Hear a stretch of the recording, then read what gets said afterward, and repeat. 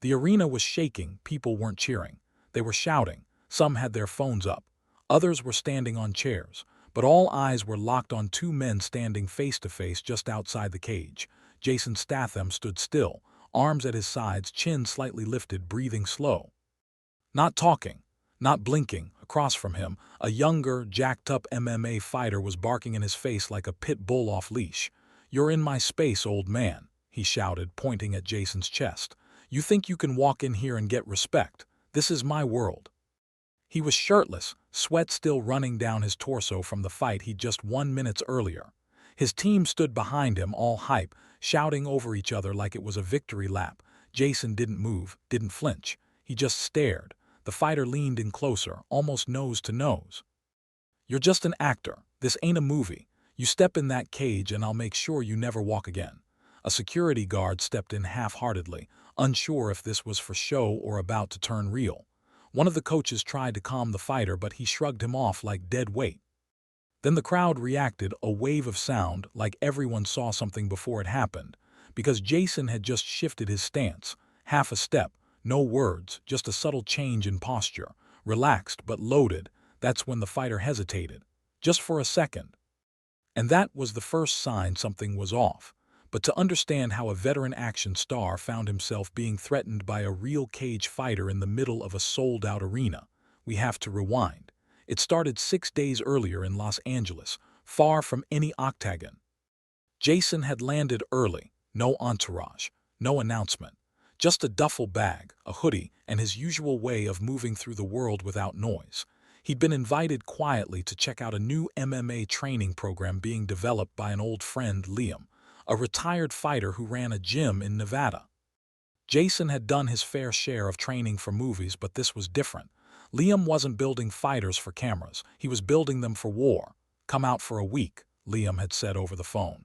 "Get your hands dirty again. It'll clear your head." Jason agreed. He needed that.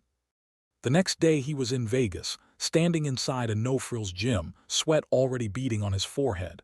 No air conditioning, just padded mats, heavy bags, and that raw energy fighters live off of. And that's where he first saw Cain Rivas, young, muscular, loud. Cain was a fast-rising middleweight with a big mouth and a perfect record, undefeated in 12 fights. Known for taunting his opponents mid-fight, trash-talking after wins, and mocking anyone who didn't match his hype. And he didn't recognize Jason Statham, or maybe he did, and didn't care. Jason watched from the sidelines as Cain sparred with a teammate, picking him apart with precision and power. He had talent, no question, but there was something else behind it. Ego. Like he needed to humiliate, not just win. After the round ended, Cain walked past Jason and gave him a quick once-over. "You here to hold pads or take notes?" he said, smirking. Jason didn't answer, just gave a nod and moved on. That silence, Cain took it as weakness. By the third day, word had spread around the gym that Jason was training, not just watching. A few younger fighters started asking for advice. Jason didn't say much, just showed them better footwork, cleaner angles, and how to breathe through impact. Quiet, respectful, all business. But Cain, he didn't like it. To him, Jason was a Hollywood tourist playing fighter, and tourists didn't belong in his world. "You really think you can hang in here?" Cain asked one afternoon, wiping sweat from his brow. "What, you got one fight scene in the transporter and now you think you know combat?" Jason looked up slowly from wrapping his hands. "I know what it feels like to get hit, and I know what happens when you get back up." Cain laughed, loud enough for the whole gym to hear. "Cool line," he said. "Put that in your next movie." Liam stepped in before it escalated. Cain, knock it off. But it was too late. The seed had been planted. 2 nights later, Cain fought in the co-main event at a high-profile MMA show downtown, streamed live, sold out, all lights and cameras. Jason sat in the front row, invited by Liam, who was cornering another fighter on the card. Cain's opponent didn't last 2 rounds. It wasn't just a win, it was a performance. Cain taunted, smiled for the cameras, danced after every takedown. When the ref waved it off, he jumped the cage wall and stood on top, arms raised like a gladiator. Then he saw Jason in the crowd and locked eyes with him. It wasn't planned, but that's when he did something stupid. He stepped down, pushed through his cornermen, and walked right toward Jason, still in the middle of the live broadcast. The crowd didn't know if it was a bit or something real, but they got quiet. Kane stood in front of him, sweating, breathing heavy, adrenaline surging.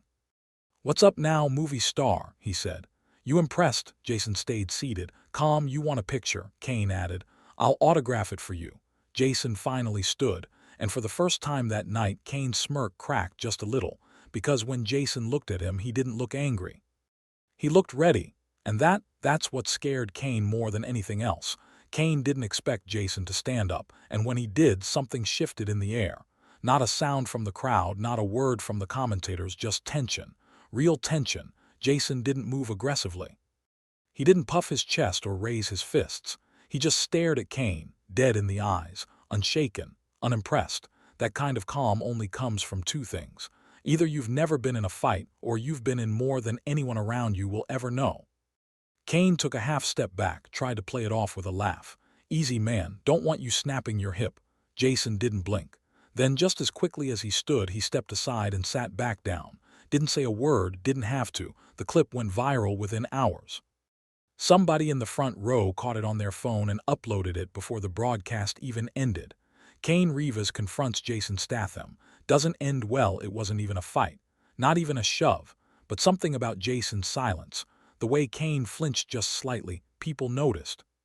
The comments section lit up. Kane looked shook. "That's transporter energy. Don't mess with Statham." My man backed down from a stare. Kane ignored it at first, but by morning the memes were everywhere.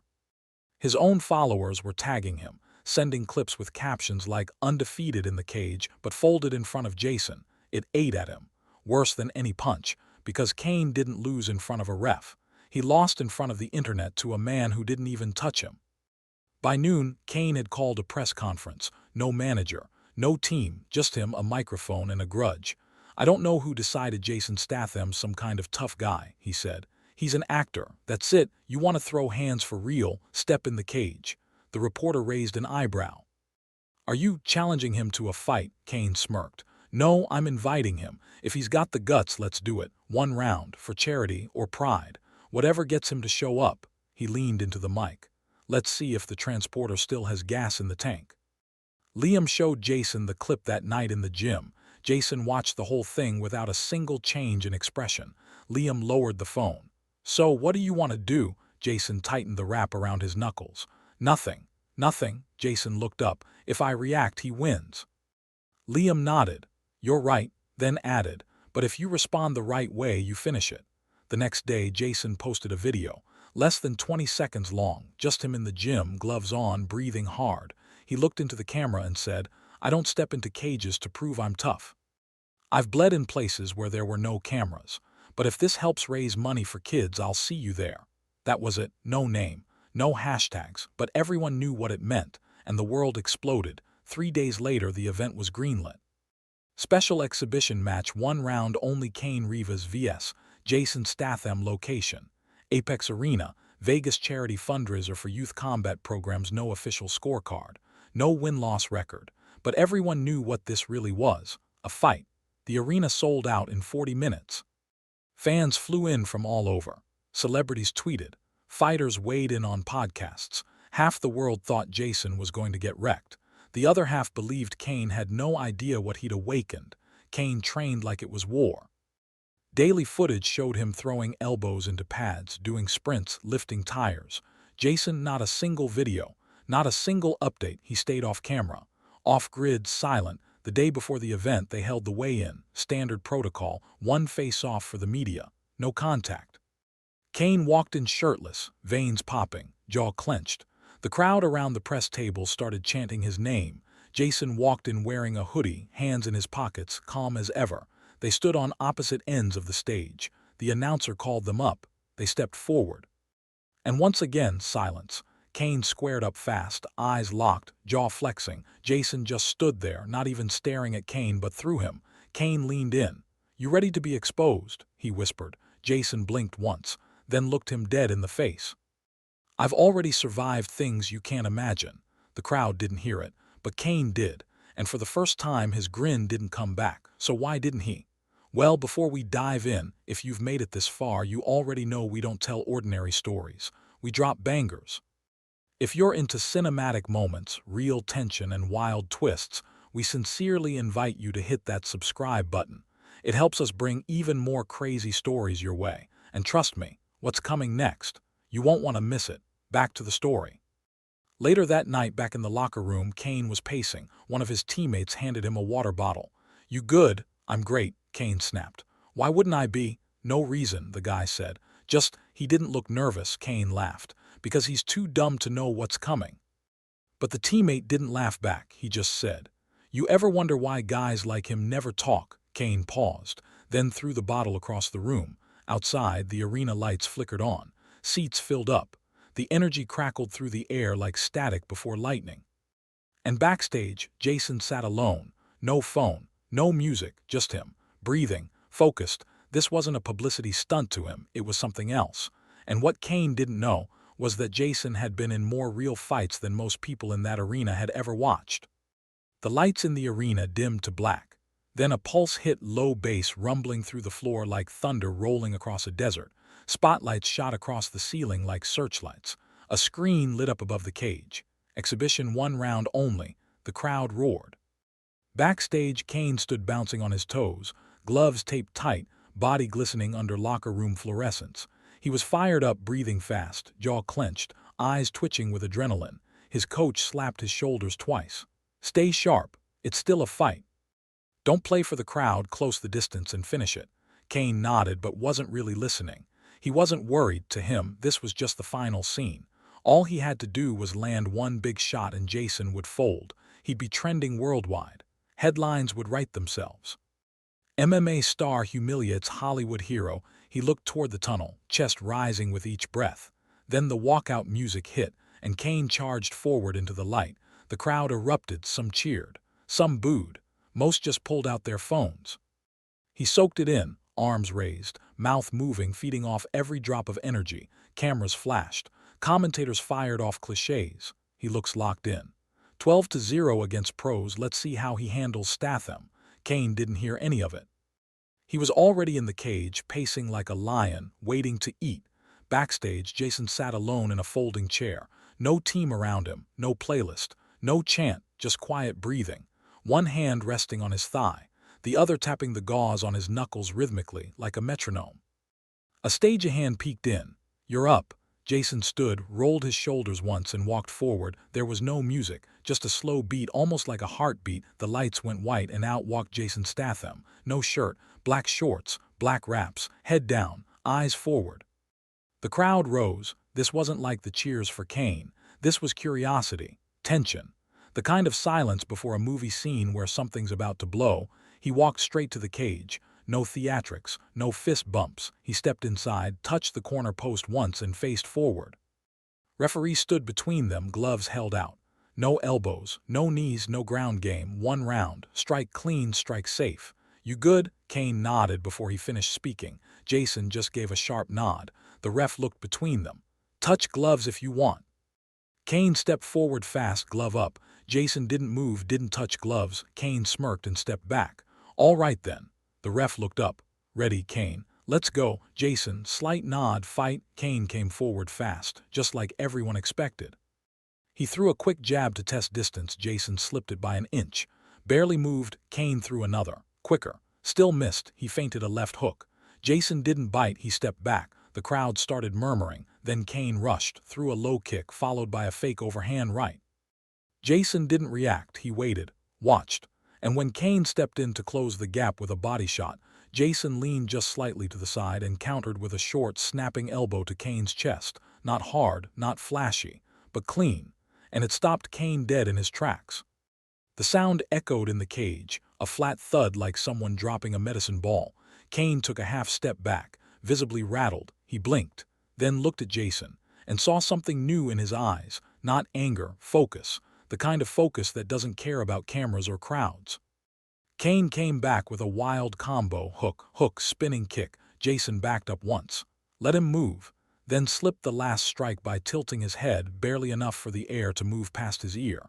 And while Kane's foot was still in the air, Jason stepped in, clinched, short knee to the body. Fast elbow across the brow, push off. Kane stumbled back, hands low, mouth open. The crowd gasped, not because Jason was winning, but because he was calm while doing it. The commentators went silent for a moment, then started whispering. That was sharp. He's not swinging wild. He's timing everything. I don't think Kane expected this. Kane wiped blood from his eyebrow. He didn't even know when he got cut, and now something else crept in. Doubt. 30 seconds left. Kane circled, breathing harder than he should have been. Jason stood in the center, unmoved. Not chasing, just waiting. Kane rushed again, feint, jab, cross. Jason leaned under the cross, pivoted, and clipped Kane behind the ear with a short left. Not enough to drop him, just enough to stagger, and it looked bad. Kane hit the cage wall and froze. Jason could have closed in. Could have swung hard. Instead, he stood still, eyes locked, head tilted as if to ask, "You done yet?" The buzzer sounded. The crowd jumped to their feet. Some were cheering, some were yelling. Most were just stunned. Kane stood in place, chest heaving, blood on his eyebrow, hands on hips. Jason didn't even raise his arms. He just turned and walked back to his corner. No winner declared. No trophy handed out, just two men walking opposite directions. One looked like he'd gone 10 rounds. The other didn't even break a sweat. In the locker room, Kane sat on the bench. Silent. Someone handed him a towel. He didn't move. His coach sat down next to him and said, "You fought like a lion, but he's not just an actor, man." Kane nodded slowly, still breathing heavy. He's something else. Outside, Jason zipped his hoodie. No interviews, no celebration. Just a quiet ride home, because for him, that wasn't a show. That was discipline. The post-fight buzz didn't fade. If anything, it grew louder. Clips from the match were everywhere by morning. Slow-motion replays, frame-by-frame breakdowns, commentary from UFC analysts, reaction videos, even body language experts analyzing Jason's every step. The internet had already picked a winner, even though there was no official hand raise. Statham didn't just survive, he schooled him.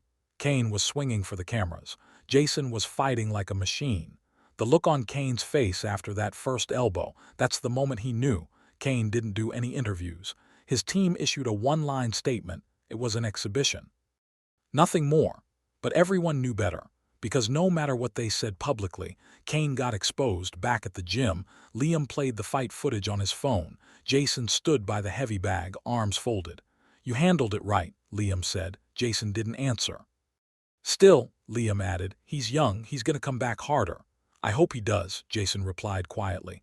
"But next time he'll know what it means to step into something real." Liam nodded. He's not the only one. Meanwhile, Kane sat alone in his apartment, no music, no lights. Just the replay, looping on his TV, over and over, that elbow to the body, that pivot from the clinch, that look, not of rage, but of control. He tossed the remote across the room, then picked up his phone. His inbox was full of noise, messages from sponsors, podcast invites, brand deals asking for statements. He ignored them all, then tapped open a new message. It was from his father, just one line. "That's the first time you looked like a man in the cage." Kane stared at it for a long time. Didn't know if it was an insult or the start of something deeper. 2 days later, Kane showed up at the gym early. No team, no cameras, just him. Liam was there, taping a young fighter's hands. Kane waited respectfully. When Liam noticed him, he stood up. "You here for redemption or revenge?" he asked. Kane's voice was low. "Understanding." Liam nodded once. "Then drop your ego at the door and get on the mat."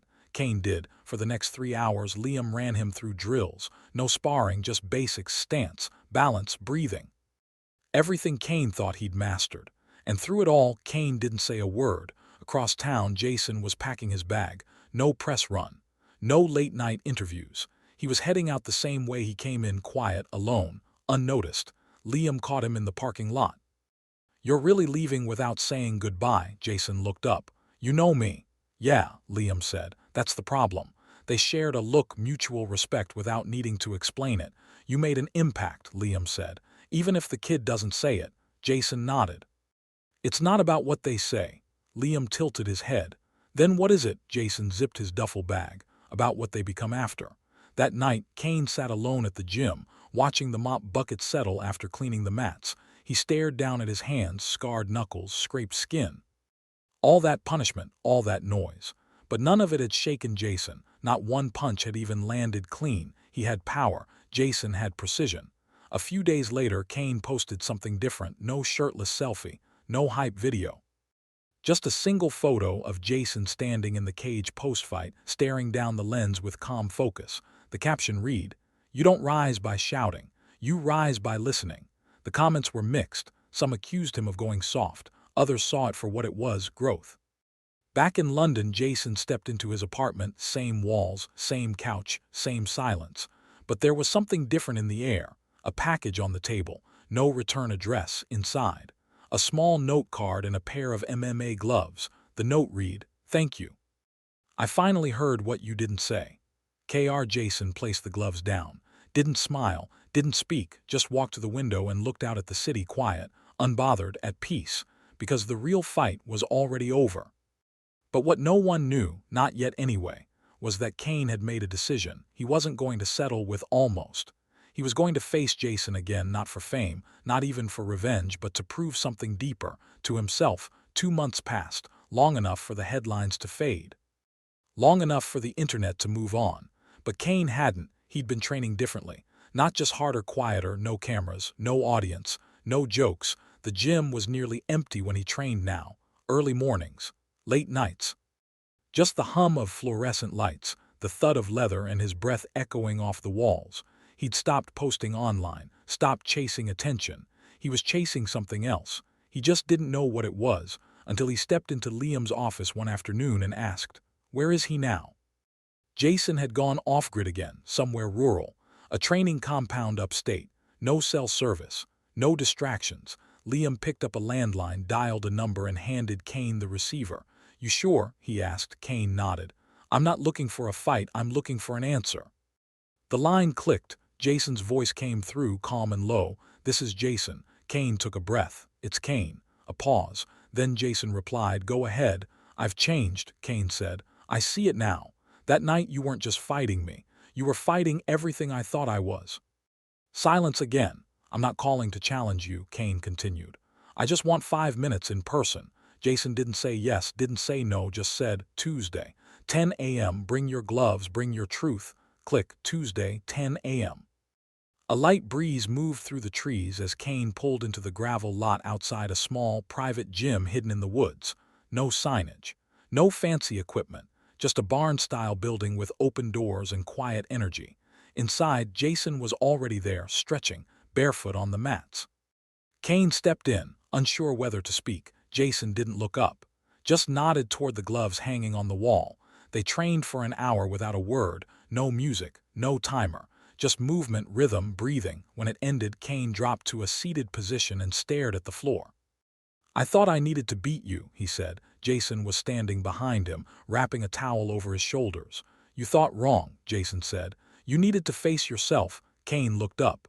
"I've been chasing noise my whole life." Jason finally sat down across from him. "Noise is easy," he said. "Silence is earned."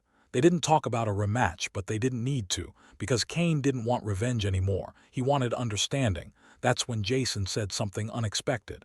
"There's a youth event next month, sparring showcase." "I was going to pull out," Kane raised an eyebrow. "But if you show up," Jason continued, "I'll go." "Not for press," Jason shook his head. "For them." A month later, in a modest gym packed with kids and their families, Jason Statham and Kane Rivas stood on opposite ends of a makeshift mat. No lights, no crowd, just young fighters watching from the floor, wide-eyed. They moved slowly, deliberately, demonstrating, exchanging strikes like chess players, not trying to win, just trying to teach. After the round, they sat on the edge of the mat together. A kid raised his hand. "Did you two ever fight for real?" Kane smiled slightly. "Yeah," Jason added, "but that wasn't the important part." "What was?" the kid asked. Jason looked over at Kane, then back to the kid. "What happened after?" Word spread, not about a rematch, but about a shift. A cocky fighter turned humble. A movie star who didn't need to prove anything but still showed up. Videos of their sparring session hit the internet. This time, no one laughed. Instead of mocking Kane, people praised him. He grew up. That's what martial arts is about. Statham didn't break him, he rebuilt him. Later that week, Kane sent one final message. A photo of the two of them sitting with the kids after training, smiling, relaxed, and a caption. "Sometimes the hardest hits don't come with gloves." Jason replied just once, "Now you get it." But Kane knew, deep down, it wasn't over. because there's a difference between growth and closure, and while he'd earned Jason's respect, he hadn't earned his answer yet, not fully. And that answer might still live in one more round. The gym was closed to the public that night. No audience, no sponsors, just Jason, Kane, Liam, and a pair of gloves lying on the mat between them. "You sure you want this?" Liam asked. Kane nodded. "I don't need a win, I need the answer." Jason stepped forward, slow and steady. "Then let's finish it right." The rules were simple. 3 minutes, no ref, no cameras, no breaks unless someone said stop. It wasn't about beating each other. It was about finishing what had started months ago. Jason tightened his gloves. Kane rolled out his neck. They touched fists and stepped in. The first 30 seconds were calm, not tentative, just measured. Jason led with subtle footwork. Kane responded, circling, keeping distance. Their eyes never left each other. It was Kane who broke the silence with a quick left. Jason parried, returned one of his own. No smack talk. No grins, just clean, crisp movement. Kane fired a leg kick. It landed. Jason nodded once like he approved. Then came a sharp elbow across Kane's guard. It grazed, not brutal but fast. Kane adjusted, breathing steady. At the 1-minute mark, something shifted. They weren't sparring anymore, they were flowing. Punch, slip, counter, clinch, push off, reset. Kane landed a stiff body shot. Jason followed it with a short hook to the jaw. Neither backed down, but there was no rage, no proving, just presence. Two men doing exactly what they were built for. In the final seconds, Kane threw a spinning elbow. Jason ducked it, stepped in, and tapped him with a palm to the chest. Kane stumbled back 2 steps and froze, breathing hard. Jason didn't move, didn't chase. He just looked at him. No anger, no ego, just understanding. Kane dropped his hand, stepped forward, and held out his glove. Jason bumped it once, then turned away, and sat down on the mat. Kane joined him. Both men stared at the ceiling, breathing. Kane broke the silence first. "I spent most of my life thinking I had to conquer every room I walked into." Jason didn't respond. Kane looked over. "You ever feel like that?" Jason nodded slowly. "Before I stopped needing to." 10 minutes passed without another word. Then Jason stood. Kane followed. No hand raise. No handshake, just eye contact, and something settled between them. Later, as Kane left the gym, Liam caught him at the door. "Well," Kane smiled, not wide, just enough to show he'd found what he came for.